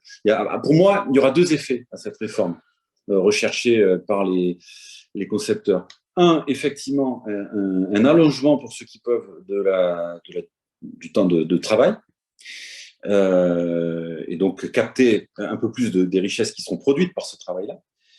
Et deux, un abaissement du niveau des pensions, parce que tout le monde n'ira pas au bout pour se constituer une carrière complète, ou ne voudra pas ou ne pourra pas aller au bout pour se constituer une carrière complète. Donc, il y aura un effet ciseau, quoi. Ils sont gagnants sur les deux tableaux, en réalité. Donc, il faut mesurer dans les effets de ce que ça va produire, cette réalité-là. Je ferme cette parenthèse-là, je reviens à ce que je disais sur la manière dont nous vivons au travail, et c'est vrai qu'il faut relier ça à une forme d'insécurité dans laquelle aussi parfois on est maintenu. Le droit à la retraite nous sécurise. Et ce que disait Sandrine Mouret sur le fait que le système est à prestation définie et non à cotisation définie, prestation définie, pardon, c'est essentiel, parce que c'est ça aussi qu'ils ont voulu attaquer dans la réforme précédente. C'était une des cibles principales de la réforme précédente. Le fait qu'il y ait des prestations qu'on connaissait auparavant et qui étaient garanties, quoi. Des prestations garanties. Donc, on a, je crois, aussi à effectivement faire progresser ces garanties-là, qui sont insuffisantes pour toute une part d'entre nous, qui touchent des retraites trop petites, trop faibles, et beaucoup, les femmes sont concernées par ça majoritairement, évidemment. Je vous avais dit que je serais désordonné, donc vous êtes prévenus. Sur le financement, je reviens sur un aspect dont on n'a pas parlé, c'est la dette de l'État.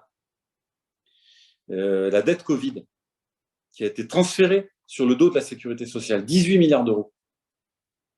J'avais oublié ça dans mes ordres de grandeur. On avait fait passer un amendement lors du PLFSS au mois de novembre, là, qui remettait cette dette-là dans les caisses de l'État, alors qu'eux l'avaient transférée à la CADES, c'est-à-dire à la sécurité sociale. Donc là, on va remettre ce sujet sur le tapis. Parce que je ne dis pas que ça suffit à régler les questions, mais enfin, c'est complètement hallucinant de nous expliquer qu'il y a des problèmes de financement de nos caisses de retraite et de charger la Sécu avec une dette supplémentaire qui n'est pas de son ressort, quand même. Voilà. Donc, ça sera aussi peut-être une des discussions un peu animées de ces jours-ci. Voilà. Sur l'espérance de vie en bonne santé, ça mérite quand même un petit point là-dessus, parce qu'elle est en moyenne à 63 ans, avec une inégalité entre les femmes et les hommes. Si le terme inégalité est juste à l'invertir, mais enfin une différence. Et donc, le fait de porter l'âge légal au-delà de cette espérance de vie en bonne santé, c'est quand même un signal fort. Ça montre que beaucoup de femmes et d'hommes arriveraient à l'âge de prendre leur retraite en mauvaise santé.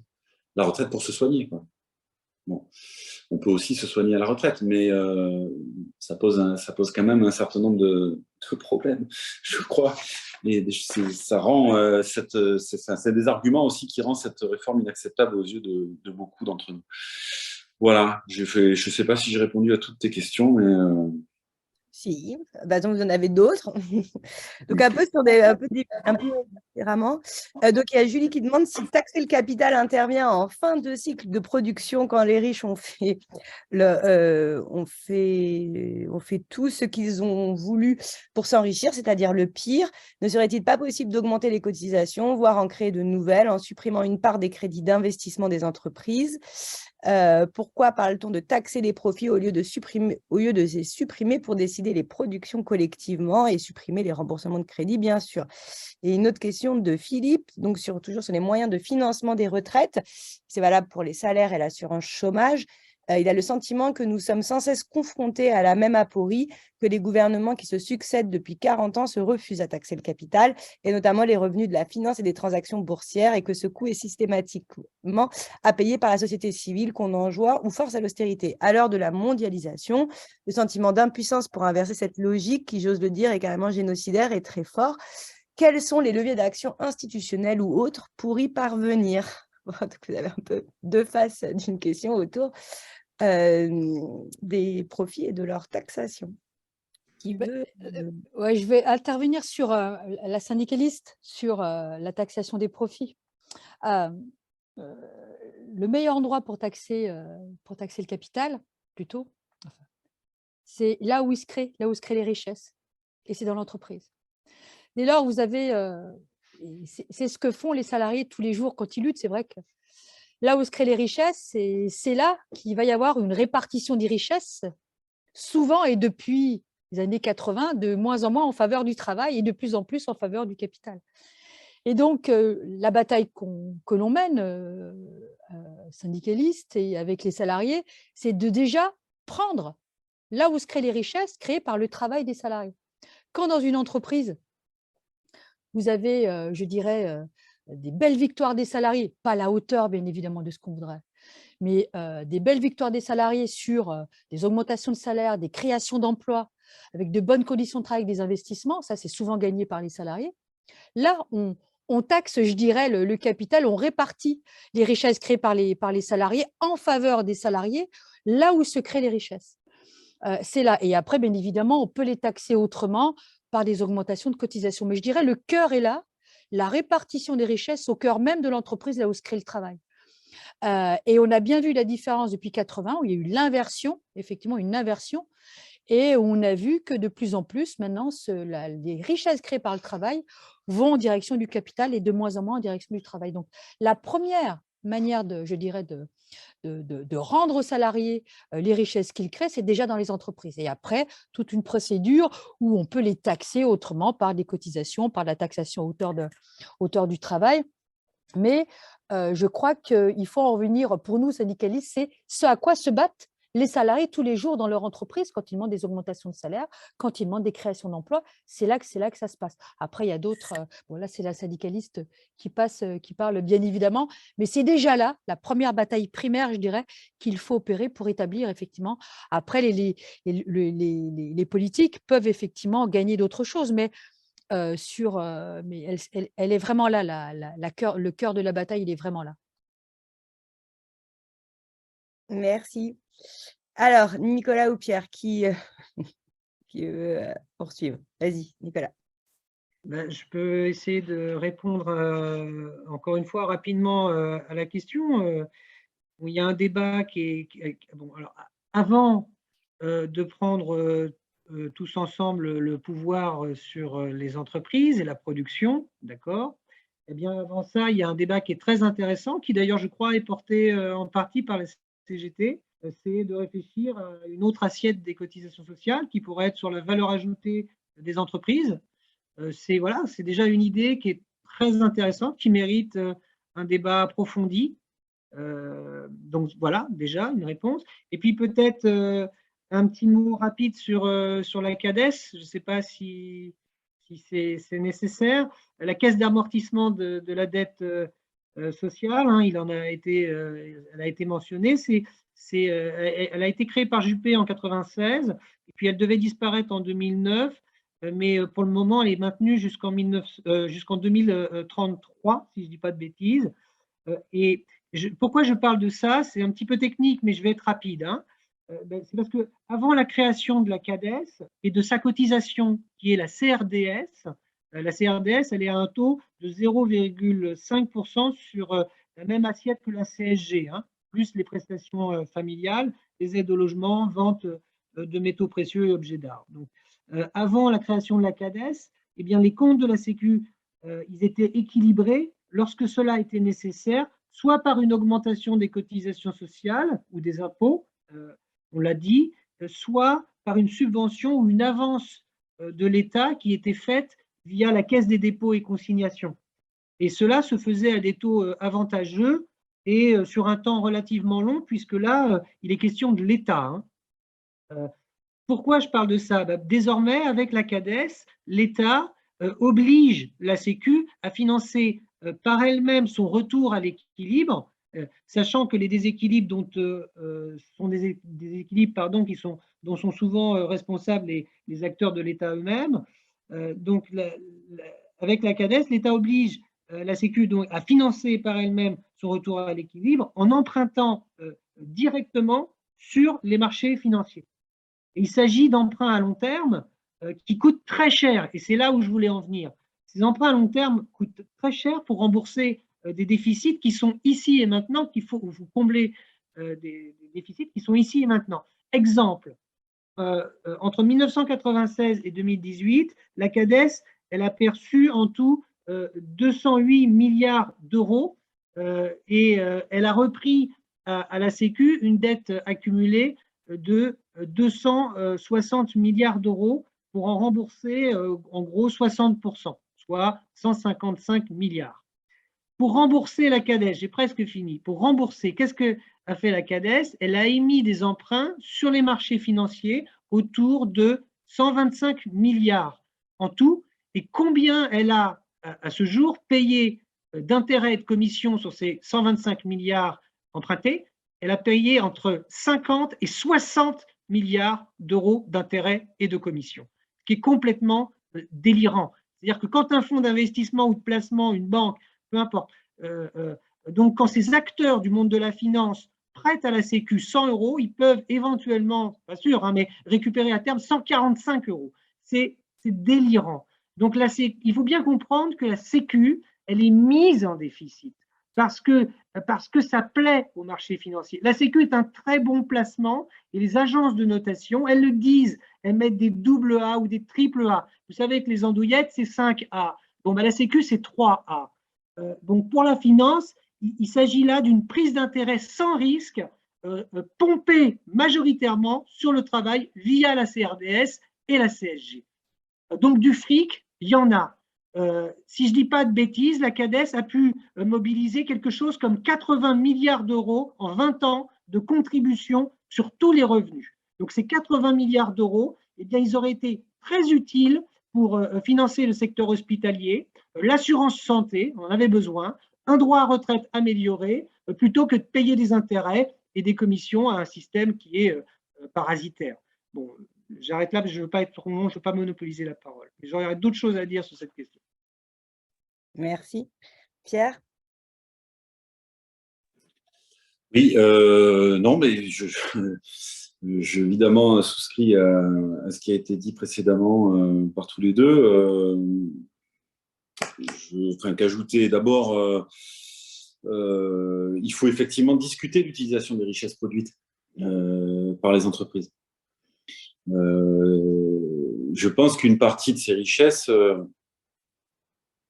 évidemment, il faut payer le travail, rémunérer le travail et rémunérer avec un salaire plein et entier, c'est-à-dire un salaire, quoi, pas des primes.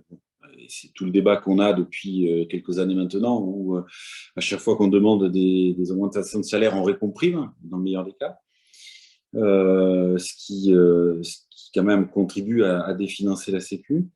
Donc il faut discuter l'utilisation des richesses, parce qu'il y a besoin d'investir dans la formation, il y a besoin d'investir dans la recherche, il y a besoin d'investir aussi dans l'outil de production. Parfois, moi j'ai vu dans ma circonscription des outils de production se dégrader parce que les actionnaires prenaient le dividende et refusaient d'investir.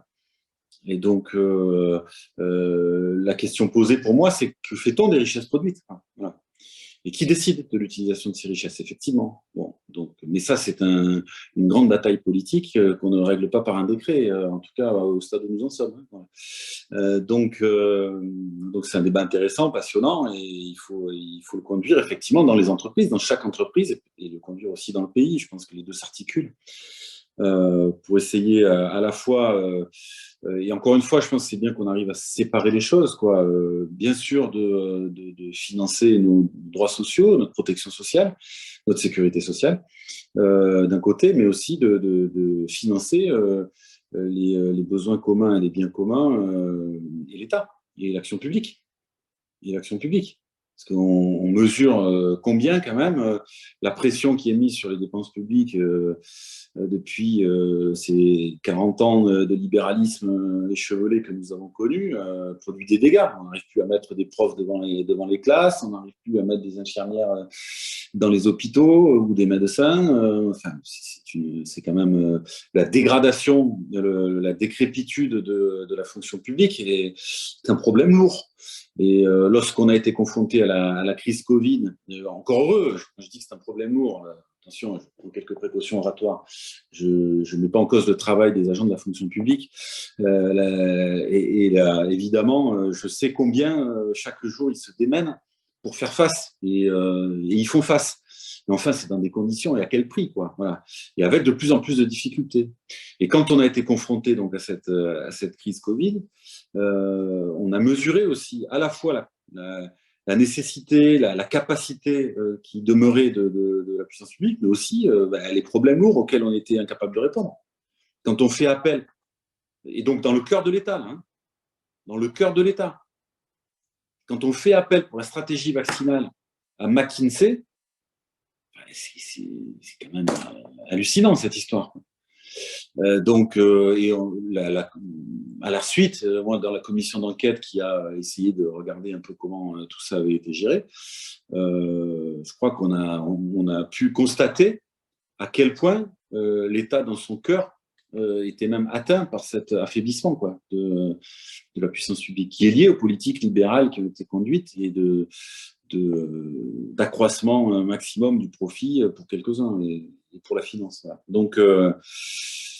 Donc voilà, enfin, je sais pas, évidemment, ce sont des propos dont j'imagine qu'ils n'apprennent rien à personne, mais enfin, discutons, oui, de la manière dont on produit, de la manière dont les richesses sont produites. Discutons des biens communs aussi. J'avais déposé une proposition de loi il y a quelque temps de ça pour mettre cette question sur la table. Beaucoup, à l'heure de la grande privatisation et la grande marchandisation de tout, on aurait quand même à se réinterroger pour enclencher des dynamiques de réappropriation sociale et citoyenne d'un certain nombre de biens. Et donc, il faut poser ces questions-là. Moi, je fais partie de ceux qui les posent. Je ne pense pas que ça se résout simplement en le décrétant, encore une fois, mais il faut engager des choses.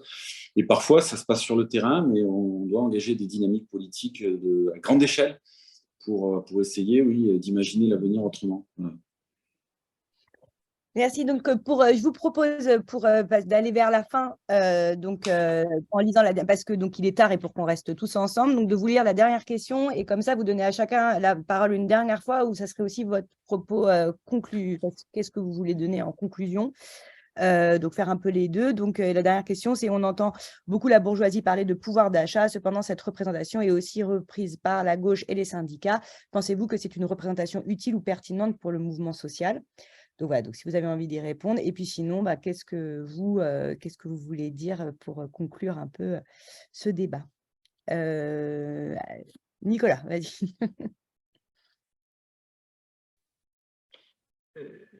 Le pouvoir d'achat, c'est le bout de gras. Enfin, je veux dire, d'accord. Mais encore une fois, je vais répéter ce que j'ai déjà dit, c'est qu'il faut essayer de prendre conscience de la puissance des institutions qui ont été créées. Et nos contre-réformateurs, je suis désolé de le dire parce qu'on est en période d'inflation, donc ça va être compliqué. Ils ne s'attaquent pas au pouvoir d'achat, ils sont prêts à le conserver d'une certaine manière. Je sais qu'il va y avoir des hauts cris, parce qu'ils n'ont pas accompagné les salaires, mais ils s'attaquent. Ils s'attaquent encore à tout ce qui est garantie à vie dans la construction. Ils s'attaquent aux qualifications sociales, ils s'attaquent aux entreprises publiques, aux fonctions publiques, ils s'attaquent à tout ça. Donc leur priorité, ce n'est pas le pouvoir d'achat. Si pour attaquer tout ça, il faut maintenir le pouvoir d'achat, ils maintiendront le pouvoir d'achat. C'est ça que je veux dire. Mais j'ai bien conscience que c'est un problème social, le pouvoir d'achat. Et puis, qu'est-ce que je veux dire? On voit bien que en conclusion, mais le ralentissement récent des gains d'espérance de vie, qui est couplé donc à une augmentation voulue de l'âge légal du taux plein, ça veut dire que oui, nous allons travailler de manière contrainte plus longtemps pour, d'une certaine manière, quasiment mourir plus tôt. Donc, ces gens qui nous parlent de progrès, de justice, mais il faut qu'ils arrêtent de foutre de notre gueule, de nous prendre pour des cons. Enfin, essayons de débattre, quoi, mais arrêtez de nous prendre pour des cons. Enfin, c'est une conclusion qui n'est pas super, mais voilà, j'arrête. Merci. Sandrine? Pour le pouvoir d'achat, nous, le terme que l'on emploie et qu'on veut maintenir notamment lorsqu'il y a des négociations dans les entreprises, c'est le salaire. C'est le salaire. Et souvent dans les entreprises, c'est ce qu'ils essaient de diminuer, c'est ce qu'ils essaient de mettre de côté, parce que le salaire, c'est aussi avoir un salaire correspondant à son travail, correspondant à ses qualifications. C'est ça qu'ils essaient de noyer, notamment le patronat et l'UMM, qui vient de négocier une convention collective qui fait disparaître complètement les qualifications, la reconnaissance des qualifications et des diplômes, pour remplacer la rémunération au poste de travail. Il ne parle plus de salaire. La référence, c'est le salaire, qui correspond effectivement à un niveau de pouvoir d'achat. Mais la référence, c'est le salaire qui correspond à un travail donné avec une qualification donnée. C'est là-dessus c'est ce avec quoi on se bat, et c'est nos armes et c'est notre repère. Alors après, en conclusion, que dire sur le retraite? Je pense que le retraite, comme ailleurs, la retraite, la bataille de la retraite qu'on est en train de mener, c'est révélateur je dirais, d'un projet de société que les salariés aimeraient pouvoir mettre en place. Et c'est peut-être illusoire, mais c'est peut-être aussi un moyen de montrer que une autre réforme est possible, certes, mais une autre société est possible. Et si on a cette victoire-là, elle peut ouvrir tout le champ des possibles. Une autre société. Alors, on a des ersatz. Moi, je vois par exemple des camarades des 1336. Rappelez-vous, à la bataille qu'ont menée les 1336, c'était les camarades qui ont monté une SCOP et qui ont fait flancher Unilever, qui était éléphant, rappelez-vous, et c'est pas loin de Martigues. Voilà, c'est des batailles qui donnent de l'espoir, qui sont dures et ils réussissent à tenir, mais comme quoi, je dirais, cette bataille des retraites, comme d'autres, le champ des possibles est ouvert et que si on monte des projets de financement, comme quoi le financement des retraites est possible, mais d'autres choses sont possibles par d'autres financements. Ce financement, ces richesses créées par le travail. Le capitalisme en France est sous perfusion. Et c'est d'ailleurs à dessein qu'on a mis le titre de notre étude. C'est un capitalisme sous perfusion, c'est-à-dire, si je mange le trait, que nos entreprises en France, ces firmes multinationales, je ne mets pas dans le même sac des TPE, des petits boulangers et les firmes multinationales qui donnent le là de l'économie française et mondiale, eh bien, c'est un capitalisme qui vit sous perfusion, j'oserais même, je pousse le trait, qui vit avec de l'argent public. Donc, l'argent public, il y a des moyens de financer notre société, de financer notre économie, de redonner de l'air et aux salariés et aux retraités et de l'argent pour les étudiants pour bien pouvoir étudier. L'argent existe, donc je dirais, par le prisme de cette réforme des retraites, de la bataille pour les retraites, on voit bien qu'on peut gagner une autre société, il y a de l'argent pour ça, donc ça donne de l'espoir, je pense, ça donne envie de se battre. Et il y a des éléments qui nous laissent à croire qu'effectivement une autre société est possible et que l'argent est là et bien plus qu'il n'en faut pour pouvoir financer une autre société pour que tout le monde vive mieux et bien. On a une proposition, celle de la réduction du temps de travail, les 32 heures, qui elle aussi, je dirais, donne un ersatz de vivre mieux au travail, pour vivre mieux au travail et travailler tous et travailler mieux. Voilà, c'est quelques pistes qui montrent que c'est tout à fait possible. Et d'ailleurs, des entreprises l'ont mis en place et ça marche sur les 32 heures. Donc voilà, il y a plein de pistes qui nous laissent savoir qu'on peut avoir une société porteuse de progrès social. Merci. Pierre? Oui, sur la question du pouvoir d'achat, moi je comprends bien que l'expression puisse poser problème à cause de ce que vient de dire Sandrine. C'est-à-dire qu'effectivement, ça fait un peu, ça vient faire écran avec la question du salaire, qui est quand même une question centrale. On l'a assez dit pour que je m'apesantisse pas sur le sujet.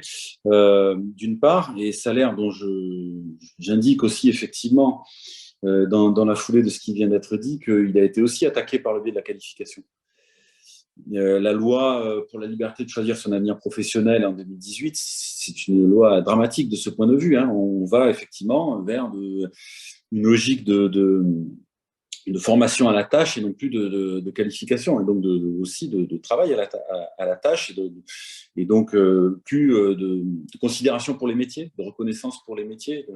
Voilà. Donc je pense que ça pose beaucoup de problèmes dans l'organisation du travail, mais aussi dans la reconnaissance du travail.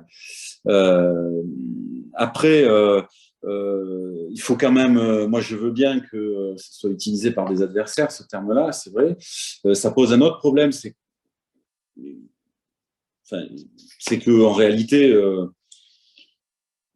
acheter, est-ce que c'est un but dans la vie? On peut discuter de ça. Évidemment, on veut faire de nous des